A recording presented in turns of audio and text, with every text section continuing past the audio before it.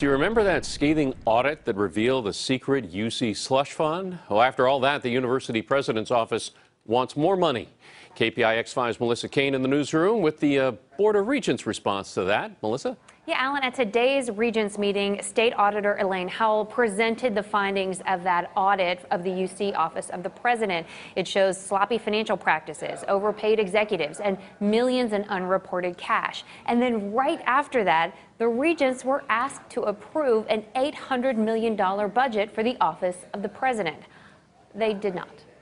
I think the Office of the President needs to acknowledge that a lot of the information that they now have is because of the work of my staff. Right after the state auditor's damning presentation, the Regents were presented with the budget for the Office of the President, and it includes $166 million more money than last year's spending.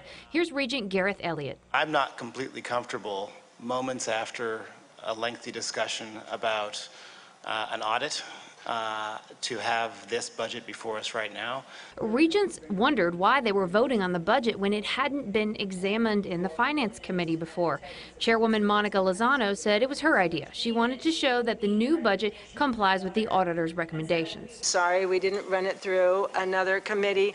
Initially, Lozano said the budget needed to be voted on today because the fiscal year starts on July 1 and a vote after that would be too late. But in 2015 and 2016, the budget was approved in July, so that justification didn't hold up, and some Regents were ready to vote against this budget unless they got more time. And if this is an all or nothing proposition, then I'm in favor of nothing. The Regents voted nearly unanimously to approve last year's budget levels for the next 2 months, and in the meantime let the Finance Committee carefully scrutinize the proposal. Now, the budget will be back on the agenda in July. Former Assembly Speaker John Perez says that trying to ram the budget through today was not a good idea. But here's what's important. We collectively made the judgment call that we should slow down.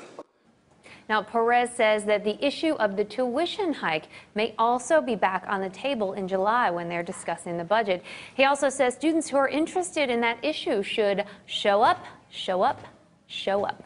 In the newsroom, Melissa Caen, KPIX 5.